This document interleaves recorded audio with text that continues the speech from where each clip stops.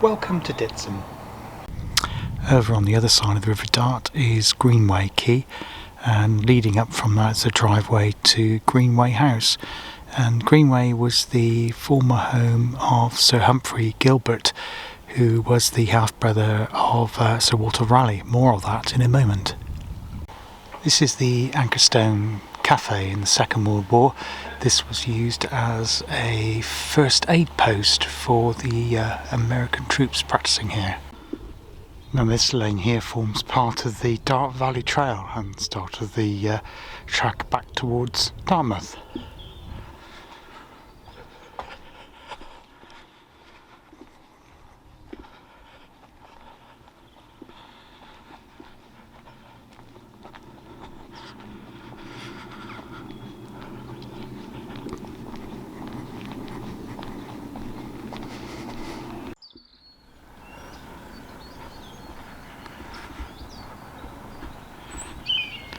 The trail now is heading out of Dittisham village centre, and the sounds of birds are unfolding around us.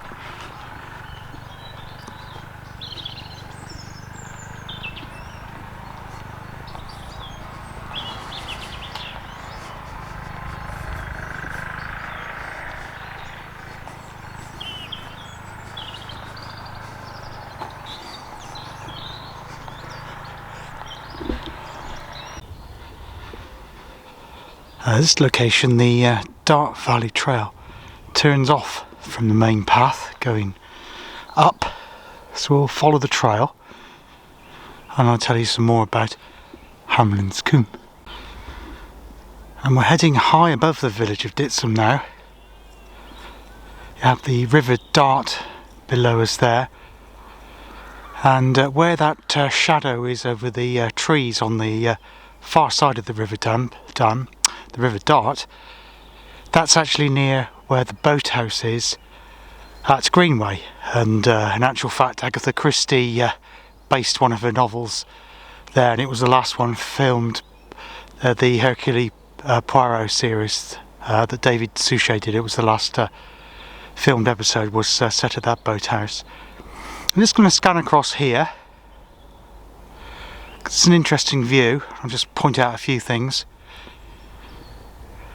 Now, just beyond that tree in the centre of the frame there is Galmpton Quay. Now, Galmpton is a village that lies just outside of Brixham, and it has the village is just on the horizon there itself, and it has a separate quay going up to the River Dart there. And there used to be a ferry which ran between here, Dittisham, and Galmpton. In actual fact, the passenger ferry, as you see on one of the stills I've taken, you can summon it using a bell to get to the Greenway side.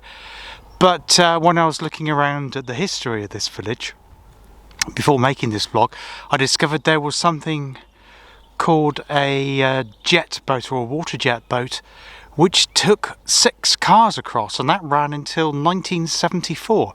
If I can find a photograph of that, it sounds absolutely fascinating. I will do. As it is now, anyone living here wanting to get the other side has to make the main trek around via Totnes and the hill over on the side there, where the TV transmitter Totnes is just below that, or go back into Dartmouth and get the one of the 2 ferries from there. Now, Hamlin's Combe, which is nestled in the little valley at the bottom from here, this is the location where one Sir Walter Raleigh once grew potatoes, and obviously there is a huge significance with that. Just to explain that Greenway House, obviously connections to Agatha Christie as we know, but also it was the home of Sir Humphrey Gilbert, who was an explorer, and his half-brother, who was Sir Walter Raleigh.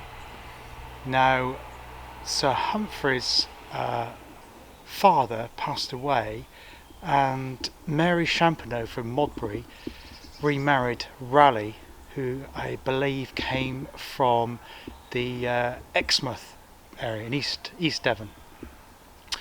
Now obviously everyone knows Sir Walter Raleigh for his exploration, and lots of dark side to his character as well, and we all know he met an untimely end by being beheaded after he was heavily involved in politics, and there was a lot of political shenanigans which left in his death. But the land here, right behind me here, is a glorious stretch of land, is reputed to be where he grew potatoes, which is a fact which I find quite amazing. Obviously Sir Walter Raleigh went on to become one of the first, or led one of the first group of settlements in Virginia, in what was the New World in the USA, and those three explorers, and we'll talk about the other one later on in the vlog, together with a handful of others, all from Devon, did much to expand the empire, expand Europe into the far wider globe. Sorry, the whistling you can just hear is actually a shepherd calling in his sheep. So we'll just have a look at that a moment. The shepherd dog is just coming up into view there. I'm just going to step out of the way.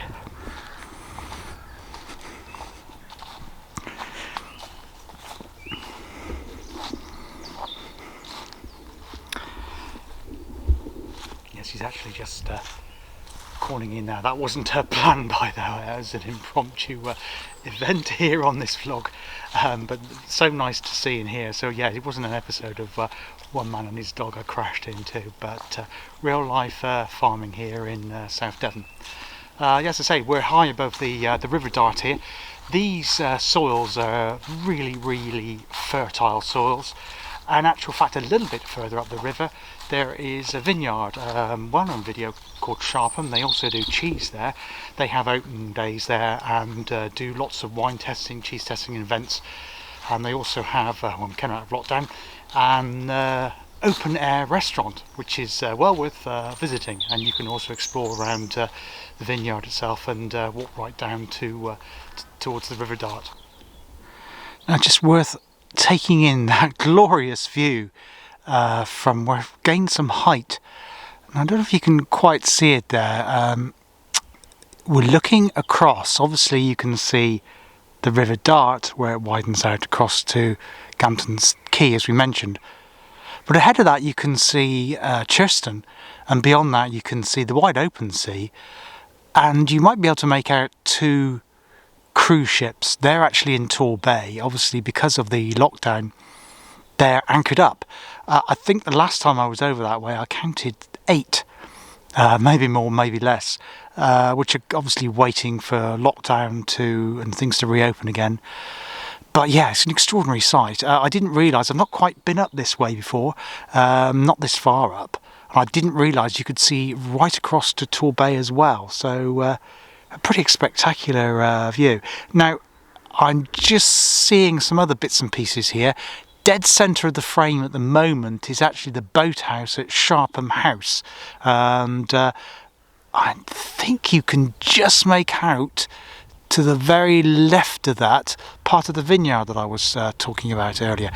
Now also from this location, and I'll just pan around here, and it is a very clear day today as well. I don't have my tripod or telephoto lens with me, but you can now see, right in the centre of the frame now, a whitey cream coloured building. That is Greenway House. As we said, that was the home of Sir Humphrey Gilbert and also the mother of Sir Walter Raleigh. And obviously Raleigh returned to these areas, and we mentioned the potato growing in this area here on these fields I currently stand on. But also it's more famous now for being the home of Agatha Christie.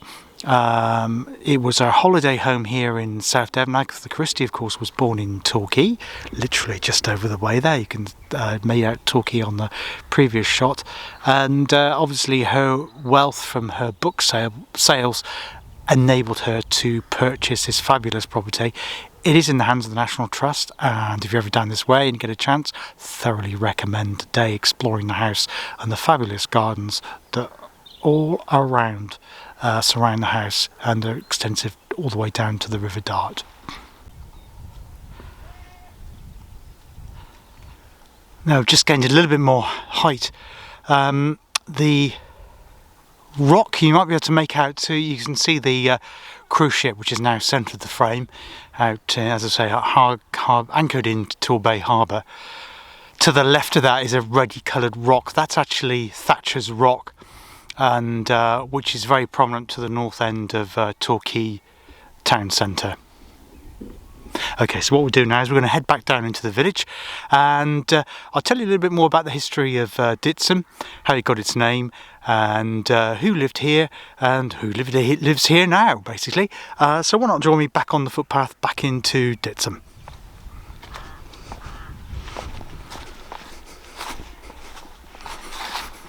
Sorry about the jolt there, it was a very large step. Wasn't expecting that. Okay.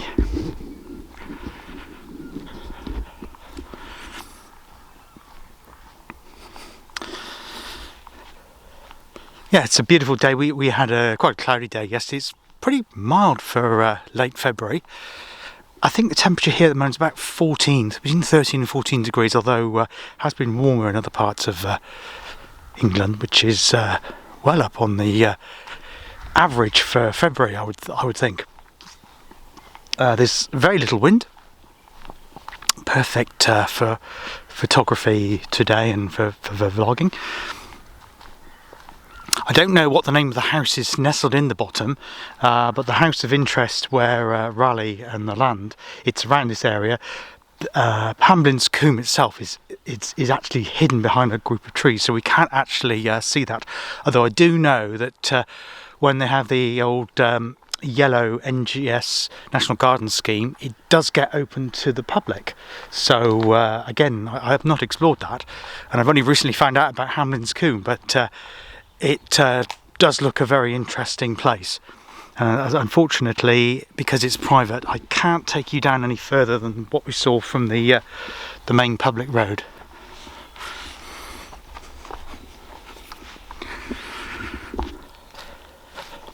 So yeah, the River Dart obviously used for trading. The river is navigable up until Totnes, which is probably about 6 miles north of here, although it is tidal, so you can only get up that far depending on the tide. They do run pleasure trips from Totnes down to Dartmouth in the summer, and again that depends on tide. And I think they also do what they call a round robin with the remember I mentioned the Paignton and Kingswear, should I say, steam railway, where you can catch trains from Paignton down to Kingswear, hop on the passenger ferry, and then get a pleasure boat up to the reason I'm hesitating, I just noticed something again I've not seen from this location before, talking of railways. Now, we're just going to focusing on down there. Right to the left of the frame, on the edge of the river, that's actually the boathouse. That's the boathouse that was infamous with Hercule Poirot. And I'm trying to remember the name of the actual novel that it was in. The name escapes me. But the reason I turned the camera as I was talking then is in dead centre of the frame there, surrounded by woodland, you should be able to make out 3 arches. Now those 3 arches form part of the railway line between Paignton and Kingswear, the steam railway line. Obviously it was a British railway line up until as late as, I do believe, 1972, possibly 74, where they provided a service still the way down to Kingswear. Then the steam preserve railway's taken over. So that is a spectacular sight. I didn't know that viaduct was visible for this location. In fact, in the summer it may become completely covered because of the leaf growth, so that is quite unique. Unfortunately, a steam train isn't going through, though when I was making my way from work earlier on, I've actually doing this vlog now after I finished work. I thought I'd take advantage of the weather. There was a steam train going through, but I had to wait for it before I could get onto the Dartmouth Higher Ferry. There's a level crossing there, Britannia Crossing, before I was let across. Obviously there's nobody on it now, so I guess they're just testing the track and making sure everything's ready before we can come out of lockdown. I'll just leave you with this view for a moment and then return when we get back into the village.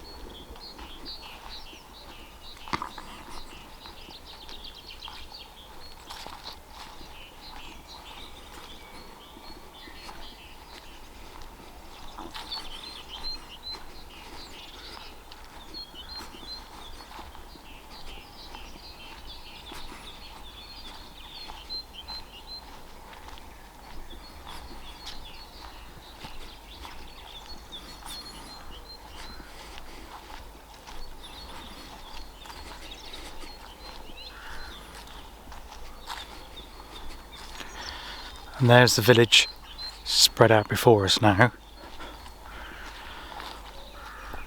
The houses that you can see on the hillside, they're obviously not original houses to the village. Unfortunately, in the 19th century, and the early 20th century, the dockyards that were hereabouts closed down and the younger people moved away. And in the 1950s, tourism became a big thing in this part of the world, and obviously now a lot of those properties are second homes, so it's pushed the community out to some extent. Although having said that, there is still a vibrant community here at Dittisham. It hasn't suffered a fate as bad as lots of other places in Devon and Cornwall, but as I say, those properties, a lot of them are second home properties. The heart of the village itself is just below and centred around the church, which we'll look at in more detail.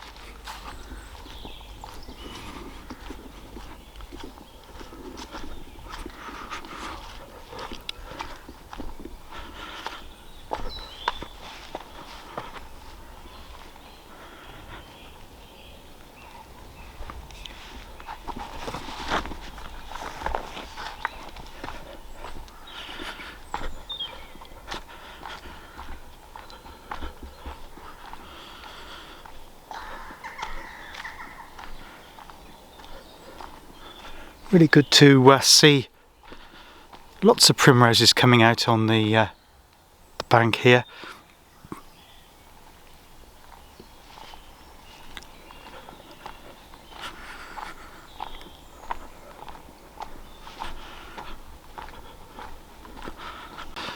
Now, the large house we could see when we were above Hamlinscombe is actually the old rectory. And I say Hamlinscombe itself is hidden by the trees. I guess there is some considerable history to that house. It is a very, very substantial property. If I can find some more, I will add it onto the vlog later on.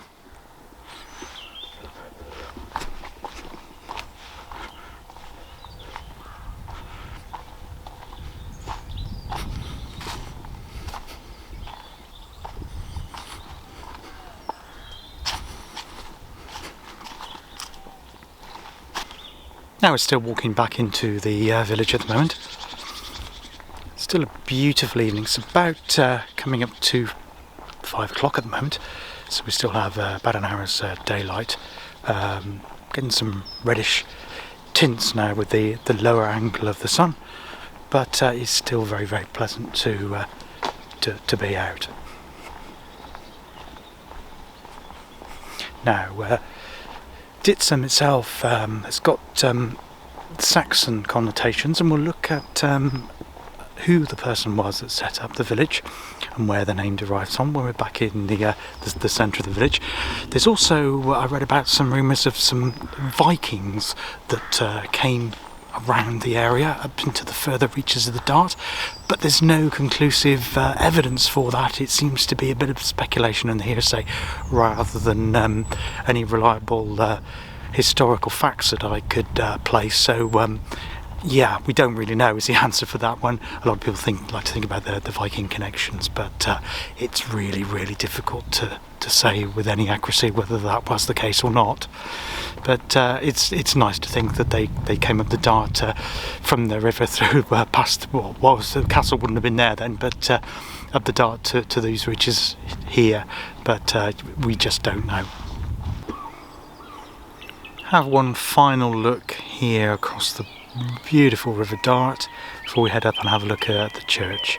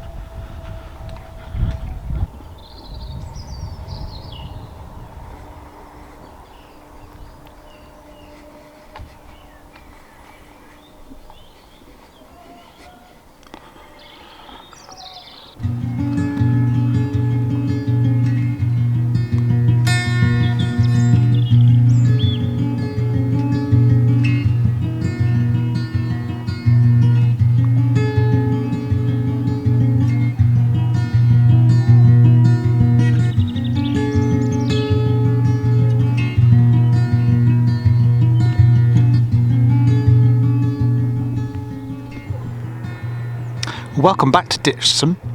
This is the second day of recording at this beautiful village. I've just come back after work and also rewarded with another lovely day.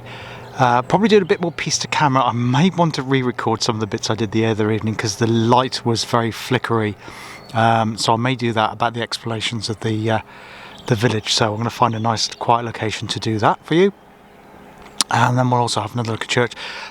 Come to this point where just a bit further along from the church now towards the creek. This is Dittisham Creek. We're going to go for a walk a bit further along here, and then we'll head back towards and have another look at the church again. And I just wanted to give you a little more update on what I was saying about Sir Walter Raleigh and the potatoes that he was growing at Hamblin's Coombe. Now the road that I'm on at the moment is the road to a village called Cornworthy. So we're just on the outskirts of Dittisham, and Cornworthy is another interesting South Hams village, and certainly one I hope to look at again, all being well, in the coming weeks. So we will be going this way again soon, and Cornworthy itself used to have a manor house, and the ruins of which still sit on the hill overlooking the village, so that's certainly a location. Now I've just spotted over there is just zoom in on that, I didn't know that was there. That's actually a lime kiln. Just moved that with a tree branch out of the way, and just below it there are two swans to the right of it. See if we can get a closer view of that as we go on. But there are a number of lime kilns around this part of the South Hams, particularly the next village on from Cornworthy is Tuckinghay, and there are a number of lime kilns there. Also where I work in Brixham, which was the start of paint production for use from boats. Limestone was basically heated up, and they used to extract that for the ingredients in different coloured paints. I think it started off with the ochre, the red colour that was used from the local stone and soil added to the burn off from the limestone. But here we are at Dittisham Creek. As you can see, it's low tide at the moment. It's a beautiful location. I'll see if we can get a look at those swans again in a minute. So we'll have a look at that, and then we'll head back into the village and we'll look at Lower Street, which is the one that's full of all the thatched cottages.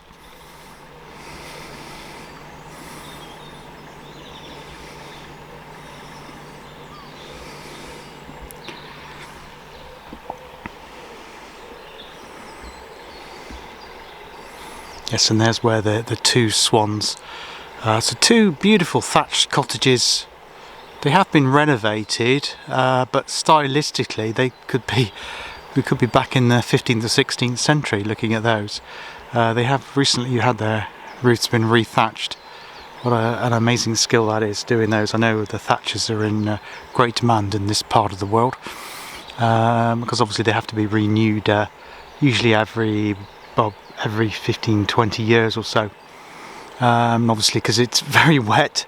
It can get very wet in Devon and Cornwall, and obviously they get a build-up of moss, so that sometimes they do a partial redo on it, or sometimes the roof are completely redone.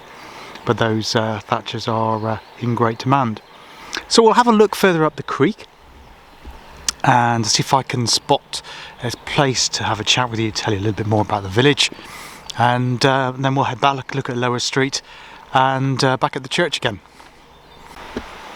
Now, we're now at the end of the creek with the road to the right. Obviously we're still in lockdown, so it's pretty quiet road at the moment. It can get busy as we get the tourists back. Lovely location here. Obviously we're at low tide.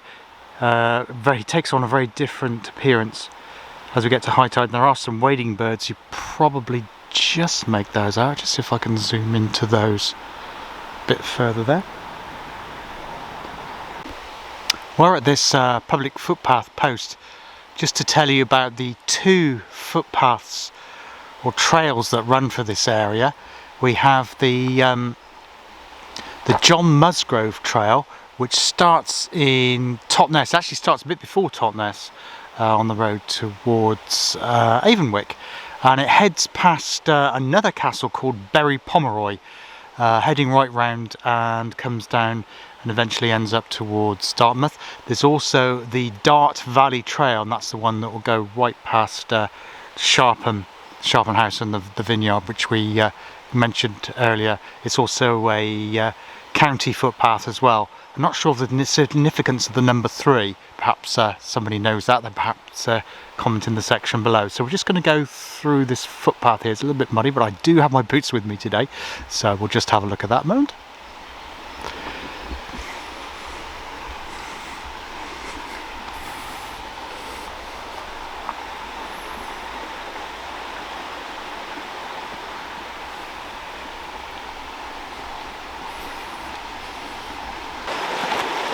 So, Dittisham, it's named after a Saxon chief called Didas, who was in this part of Devon around about 655 AD, 655 AD.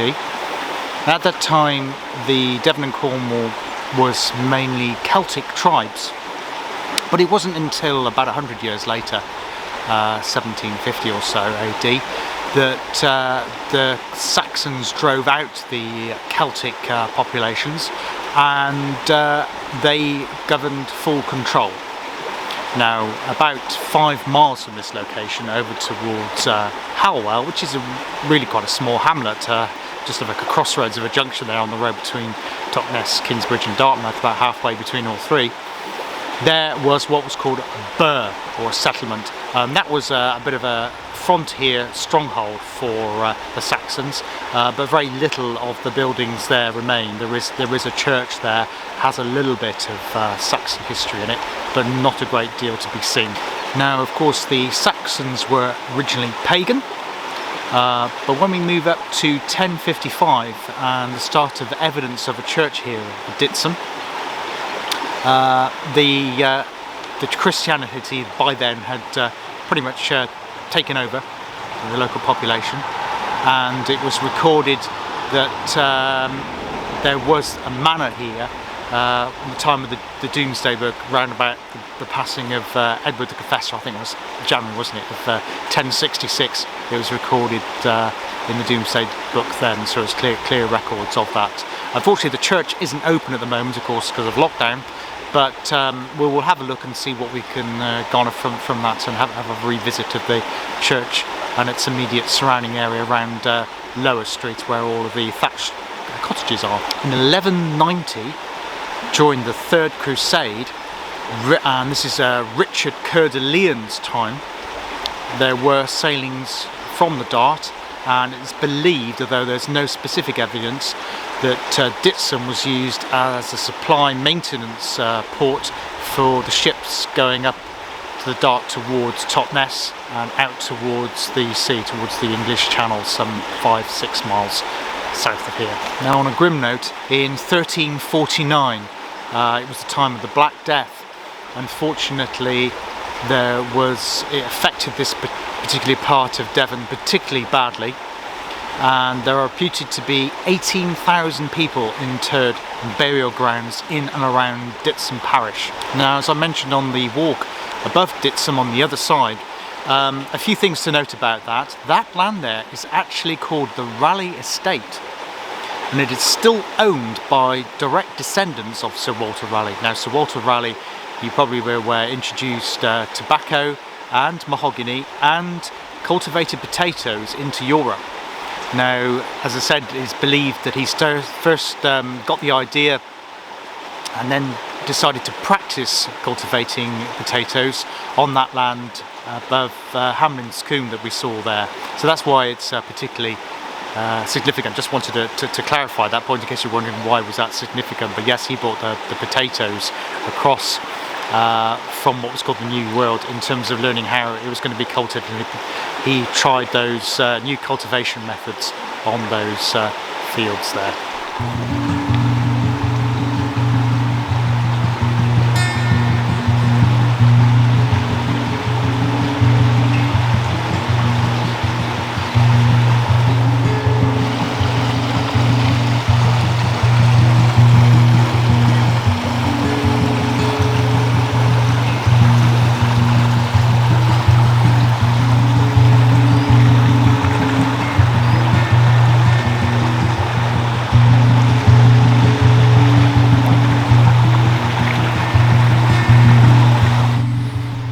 Now, this location here, there used to be a mill. I'm not sure what, I've only seen it from the other side, so I'm not sure what is there to see at the moment, so we'll go and have a little explore. Yes, I found what would have been part of the old mill race, feeding the water to the water wheel. Not quite sure which end the water wheel would have been. Looks like the water wheel would have been removed, so this is the far end. We'll just follow the water race around. Here we come here, and you can see it's supported above this location to maintain the steady height. And yes, the wheel is still there. That's quite a find. Didn't realise that was the case. Easy to have missed that. There it is. I'm not sure what the name of this mill would have been, but yes, mill wheel still intact, not in the greatest state of repair, sadly. It's decaying and rusting away.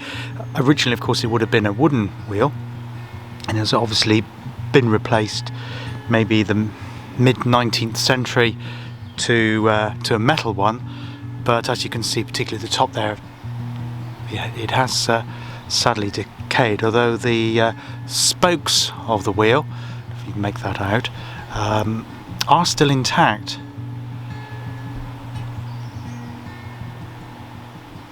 In fact, you can just see the gearing on the right hand inner side of the wheel there that would have driven the cogs around. Nice to see a bank of snowdrops here.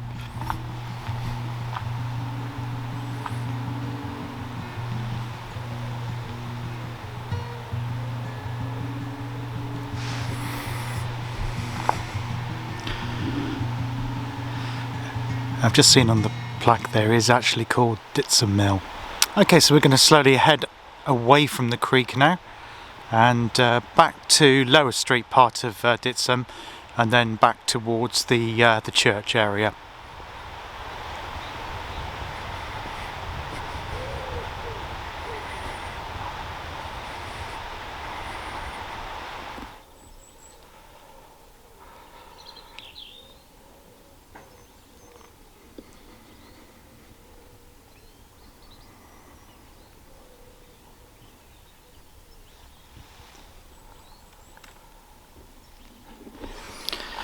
Now this is actually the lower part of Lower Street. I've got a free flowing water coming out there, running down the track here.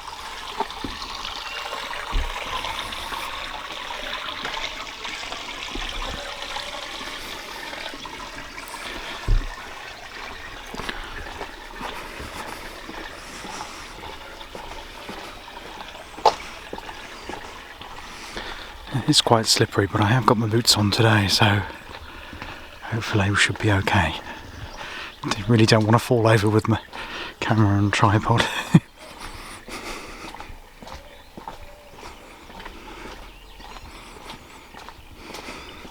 Now, I didn't know about this path bringing you right down to the creek. It's not marked as a footpath, but it's also not marked as being private. In fact, I can actually see a public footpath sign pointing to the left at the end of the track. Yes, it is quite slippery.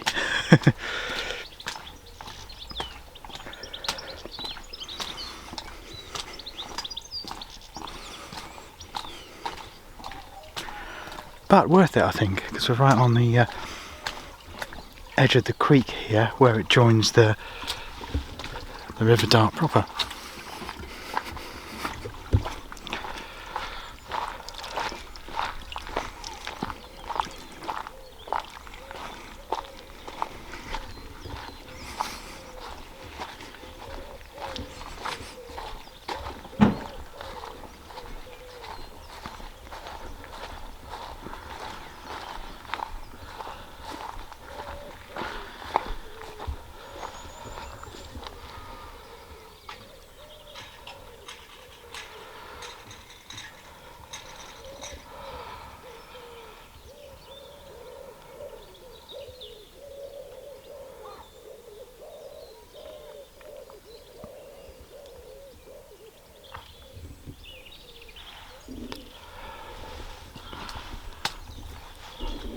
Now this is Lower Street, which leads us back up towards the church.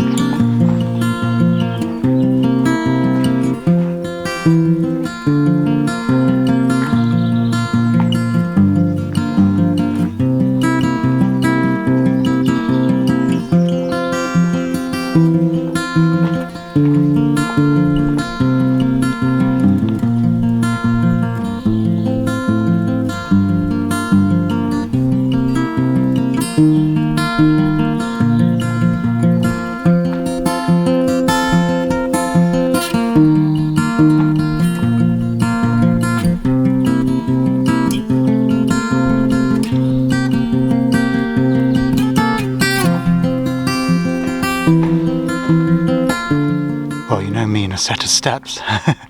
Just spotted a lovely set just up here.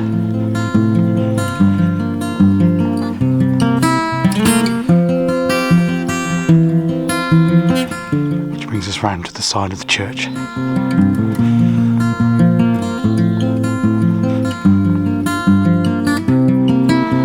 We can go into the church this way. Which way should we go? Let's go up the steps.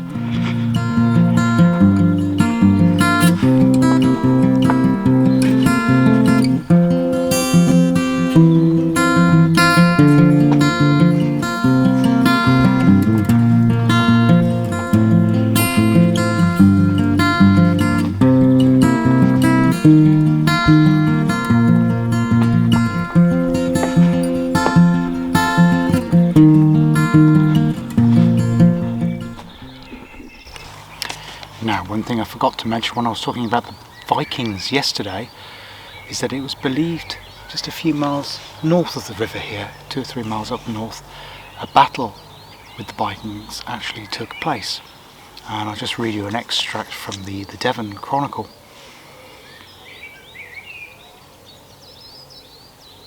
It is recorded in the Anglo-Saxon Chronicle under the year 851.